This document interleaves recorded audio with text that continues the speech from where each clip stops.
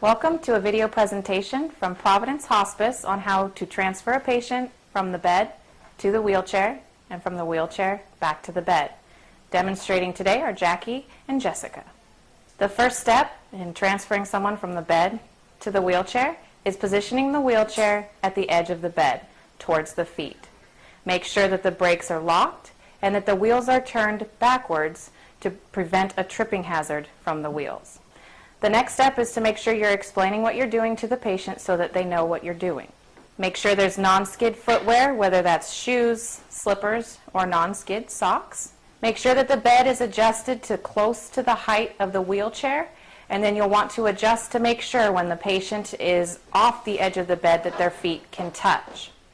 As you can see, Jackie turned the patient's feet first, and then helped to reposition the patient at the edge of the bed, holding and supporting the shoulders, and maintaining contact with the patient at all times to prevent them from slipping or falling.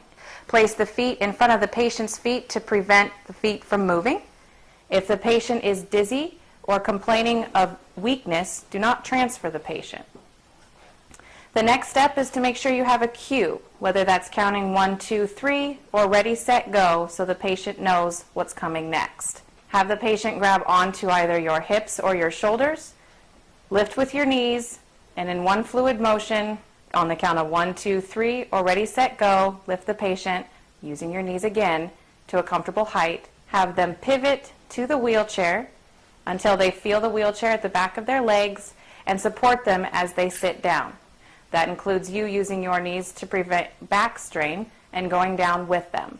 Once they're safely in the wheelchair, come back behind the patient, grab underneath their arms, support them, and make sure that they're all the way in the back of the wheelchair. Again, it's very important to make sure you, as the person transferring, is always using good body mechanics, bending those knees and not straining the back. Now that the patient is ready to get back into bed, the same principles apply. We're going to position the wheelchair next to the bed at a comfortable working distance. We're going to lock the wheelchair. We're going to turn the wheels inwards so that there is not a tripping hazard. If there are footrests, remove them. Make sure the bed is at an adequate height so that the patient can transfer without having their feet floating. They want to touch the ground. Make sure that there are non-skid shoes, slippers, or socks. Place the feet in front of the patient's feet to prevent the feet from moving. Use your cues, either 1, 2, 3, or ready, set, go.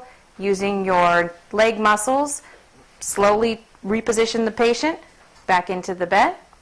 Move the wheelchair back, never leaving the patient's side. And in one swift motion, supporting the shoulders, sweep the feet over and back into the bed.